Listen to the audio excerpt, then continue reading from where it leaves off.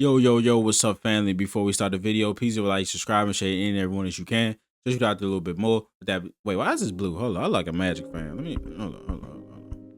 Can we get some green up in this gym? All right, the dark green. All right, so the Celtics are up 59 to 49.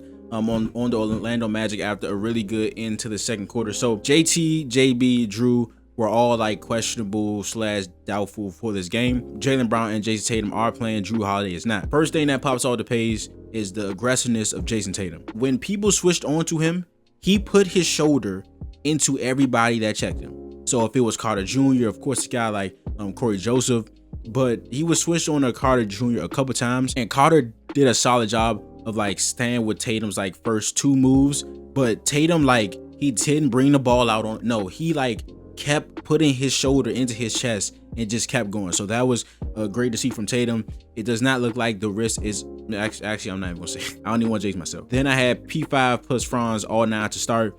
Franz and Paulo, again, we know this, they are their entire offense. I also said that I wanted to see way more sending to or doubling Paulo, especially in the post and in late shot clock situations. We all know that the Orlando Magic are a bad shooting team. They're the worst shooting team in the league percentage wise. Paulo is just really killing us. He had first quarter, he had 13 in the first quarter. He was 5 for 6. Also hit 2 threes. If he's hitting threes, that really elevates his team. I just think that, you know, like, he's not too good to like beat us on his own type shit, but like, I just want somebody else other than him to beat us, especially if Franz is off the floor. When there is one of them on the floor, we should be trying to take the ball out of their hands and force the Anthony Blacks who had a solid half, the Cole Anthonys, the Carter Juniors, force those guys to beat us. We were 3 for 4 from 3 in the first 5 minutes of the game.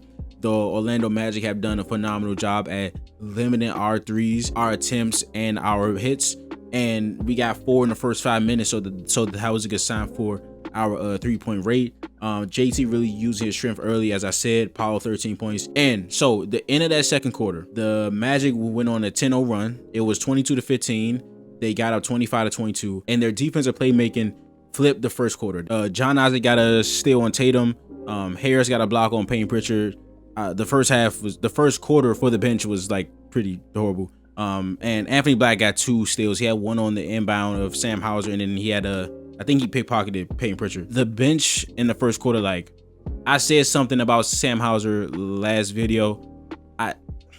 He got to show me something. He has done nothing in 2.5 games. Absolutely nothing. And the Tatum and the majority bench lineups were really effective in the regular season because just Tatum is just that good. The lineup of JT, PP, Hauser, Luke, and Kristaps in 2 minutes in the first quarter was a -8. Magic, they made some plays defensively. That lineup that the Celtics had in was not that good. Payne Pritchard, I thought, was forcing a lot of things. You didn't get anything from Sam. You didn't get anything from Luke in that first quarter, and it just went to shit at the end. But all was well. Not all was well, but we were only down 4 at the end of that first quarter. It was 27 to 31. Orlando shot 12 for 20 in that first quarter, 3 for 8 from 3. Each team has 6 turnovers, but the difference was Orlando had 9 bench points in that quarter. We only had 1. I believe Payne Pritchard hit a free throw. We were 9 for 19 and 3 for 7 from the 3. So yeah, that was not good. But then the second quarter, the first thing I wrote down was a really physical quarter. Jaylen Brown got knocked down twice. Cole Anthony swung him down. I am all for physicality, especially in the playoffs. I love physicality in the playoffs. But the swing down shit from a defender, there's no place for it. Wrap somebody up. If you're gonna foul someone hard, wrap them up. Now, Cole Anthony is 6'2", Jaylen Brown is 6'6", 250, right? It's probably easier to just swing him down, but that's some reckless ass shit. So I love physicality, but let's try to be smarter, okay? And then, like I said earlier, the Celtics in that back half of that second quarter, they truly dominated this game. They ended the second quarter on a 19-5 run. Tatum had 8 of the first part of the 10-0 run. And again, it's just, he was hitting threes, but he's just being super aggressive. Like, his handles on a string, the wrist does not look like it's hurt him at all. And he's using his strength a lot on these switches, right? The Celtics have done a super cleaner job of getting the ball to our taller guys on switches. In the first 2 games, it was really tough because Orlando's just really physical off the ball, and like especially like a tall guy like Porzingis, right? Porzingis gets pushed on damn near every screen. If he's coming up to set a screen, he gets pushed in his back damn near every single time. It's not usually called a foul, but the refs were giving Orlando the little touch fouls and shit. So we seem to be getting into those a lot cleaner and a lot quicker. The Celtics have responded greatly to the physicality and the toughness of this game, especially at the end of that second quarter. We still got 2 quarters to play, so not to get happy now, but yeah, again, we ended that quarter on a 9-5 run. In that second quarter, we outscored them 32-18. We shot 13 for 21, 62%. We shot 4 for 7 from 3. So wait, what did we? I forgot what we shot from 3 in the first, but Orlando shot 7 for 23. They went scoreless for about 6 minutes in that quarter. So the Celtics had a period in the first quarter where they went scoreless for like 5 minutes. Orlando had their own thing where they went scoreless for 6 minutes. But the Celtics are a better offensive team, so they were able to be more effective in that time, playing some good defense. Orlando was 2 for 8 from 3 in that quarter. The Celtics won the rebound in that quarter by 15-7.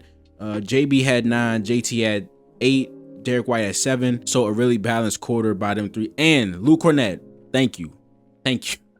Somebody on the bench did something. Luke Cornett had 6 points and 5 rebounds in that second quarter. So I think he had a block on a help side block. He had a help side block. Then he had a huge putback, and Luke provided some energy.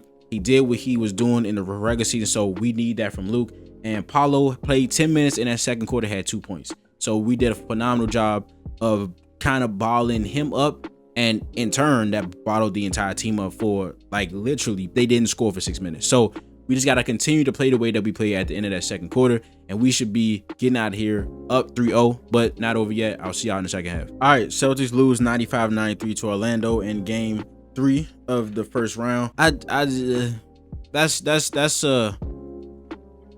like that one at all. I didn't like that one at all because for a couple of reasons, right? It's the second half, like that third quarter was the worst offensive quarter I've ever seen from them in such a long time. It was our worst offensive quarter in the third quarter. I'm sorry, our worst offensive quarter of the season. I don't know, man. It was way too much freelance offense, right? So I know that Tatum is a great isolation player. I know that Jaylen Brown can be a great isolation player.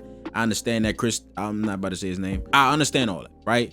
But with how hard the Orlando Magic were playing, how physical they were allowed to be in this game, there are so many off the ball things where I thought that Orlando shouldn't have gotten away with it, but they did. The entire game, at least the refs kept it consistent that, hey, we're going to allow Orlando to get away with this type of shit. Not cool with me, but cool, right? So let's adjust. We just kept doing the killer whale pick and roll, and it didn't work that often. And like, I hate one screen actions, right? Especially if it's not working. If the killer whale pick and roll is working to perfection, of course, if it ain't broke, don't fix it, right? But with how aggressive and how physical Orlando was off the ball, their switching was amazing because they were being really physical. I don't know why the refs allow everybody to be pushed when they're going to a screen. I don't know why they allow that to happen, but they were doing it fine. Find a way to play through it, right? The Celtics just kept doing the same thing. It was set one screen for Tatum and watch him hopefully do something for 20 seconds. If he hits a shot, he gets fouled on the 3, or he turns. It is what it is. But this team is too good to just be doing shit like that. We did not run a lot of organized offense in the second half in general. One play where we ran ram action for a Horford and he popped and we got a wide open 3. He didn't hit it, but we ran something and we got a wide open shot. And the offense was abysmal, bro. And a lot of that goes to Orlando. We got to call more sets. Like, I'm not even talking about some like elaborate ass shit. I'm talking about just run Spain Pianar. Like, you could just do that rather than like get Orlando moving. It's only 2 people for the majority of the second half. There was only 2 Orlando Magic players involved in the defensive action for most of the plays, right? If it's working, that's fine, right? If it's working, that's fine. In the killer whale pick and roll, they were trying to hunt Cole Anthony, which is part of the game plan. That's fine, right? But the way they were doing it, Orlando wasn't having that shit. It took 10 to 15 seconds to just try to even get the switch. They weren't giving up the switch because Cole was playing this super hard. He was hedging aggressively. He was showing, and then he was getting back super aggressively, and it just wasted so much time. So you do it another way. If you can't get the switches by the killer whale pick and roll, run something else. Set a back screen, set a cross screen for somebody to get in the post, so there's no switching happening, right? In the post, it's Cole Anthony against whoever it is. And then if they come to help, you can see where the help is coming from in the post, right? But they just kept going to the killer whale pick and roll the entire second half. And it kept taking 20 seconds to turn the corner. That's just not how the offense is supposed to be ran. If something's not working, we got to do something to adjust, right? And we just never adjusted. In that third quarter, we had 11 points. We were 3 for 17 from the field. We were 1 for 8 from 3. We only had 7 rebounds. And it's not even, and then it's not even all X's and O's. We got out hustled. 6 offensive rebounds in the third quarter, and they added some in the fourth. They played harder than us in the second half. Wanted the game more. Should they have had 20 fouls in the second half? Yes, they should have. Like the Wendell Carter shit of him jumping over 2 people's backs, and then they reviewed the call and still didn't call the foul was amazing. That was legit amazing. Like, that was insane. They played more physical. The game credits the aggressors, bro. So while I think they should have gotten called for 50 fouls this game, you have to find a way to match that. You got to find a way to match that. And some could say if the Celtics did match that, they would have got called for fouls. And you probably not wrong. But all in all, this was just a very uncharacteristic game for the Celtics. Orlando was in the bonus for the majority of the fourth quarter. That's just not something that the Celtics do. The Celtics give up the least amount of free throws in the league, especially in the regular season. Let me just see overall team stats. They shot 26 free throws. We can't allow. They had 95 points and made 19 free throws, and they did a phenomenal job of limiting our threes. We only took 27. We only made 9. 21 turn that they forced us to play a way that we don't play. We don't turn the ball over, and we don't let teams get to the line that often. We had 21 turnovers and they shot 26 free throws. Ding, ding, ding, ding, ding, ding. They forced us to play such a mucked up game. And Tatum, I felt was, of course, more good than bad. The turnovers were like very nonchalant play, just like not really into it on some of those possessions. But it's really funny how this team is so good, and like every possession down the stretch just came to like, hey, Tatum, do something. You know what I'm saying? So that was funny. Jaylen Brown got 5 fouls. Joe Mazzulla didn't put him into like 2 minutes in the game. I'm not sure why he did that. Derek White was okay. The bench has to be better. I said it in the first half part of this. We didn't get a bench contribution until Luke in the second quarter. Sam Hauser has not hit a shot from the field in 3 games. Sam Hauser has become more than just a shooter, right? He's a solid defender. But what he's out there to do is hit threes. And in a series where a team is the best at limiting makes and attempts from threes, he has not been able to assert himself. This is kind of similar to the run last year, right? Where there was a series where he was good. There's a series where he was bad. You just got to find it. And right now he does not have it. So what are we going to do? Porzingis, brother, I don't even want to open this. I ain't going to open it on you. You know what I'm saying? I ain't even finna open it on you. But I'm just saying, he's supposed to be the X Factor. He's supposed to be the pressure taker offer of the Jays. He's supposed to be the, oh fuck, our offense is doing horrible. Let's just throw it down to the 7-3 guy. He's supposed to be the chess piece. He's supposed to be the unguardable guy, right? When everything else fails, throw it to KP. The physicality is getting to him. The physicality is 100% getting to Kristaps Porzingis. Now, again, I don't think a lot of this physicality is legal, but it is the playoffs, and I love physical basketball. I just don't want nobody to get hurt. And of course, if I think something is a foul against my favorite team, you know what I'm saying? I've seen this since he's been a Celtic. I'm not here to make excuses for Kristaps. He has to be better, because even in situations where he got switches, in places where he usually hits shots, he didn't hit them, right? And he's trying to draw a foul, you know what I'm saying? And then on the defensive side of the ball, 2 big possessions, Franz got him out and drove right past him and hit 2 layups. Kristaps has to be better. He had a bad game in game 1, had a cool game in game 2, had a bad game in game 3. I need consistency from Kristaps Porzingis. Not consistent ass, not that consistency. I need good, consistent basketball from Kristaps because he's shown us that he can be that X factor. So show me. And yeah, Tatum finished with 36, 9, and 4. A cool game for Tatum. I thought he was really good in the first half. What did he do in the second half? He had 15. I mean, he shot 3 for 10 though. He shot 3 for 10. He didn't shoot good in the second half. Had 3 turnovers. Yeah. Everything was just was not efficient in the second half from the Celtics. Tatum had 15. Next highest is Brown with 8. At the end of the game, a lot of credit to Paolo and Franz. Franz had 17 in the second half. Paolo had 14 in the second half. Carter Jr. was a big part of those like offensive rebounds in the second half, especially in the third quarter. He had 7. He had 10 points and 7 rebounds in the second half. And it's just, I don't know, man. It was really oh dude, hold on. Time out. That last play where did Franz shoot that 3? Yeah. I just knew it was gonna be a long rebound. That's just how the game was going.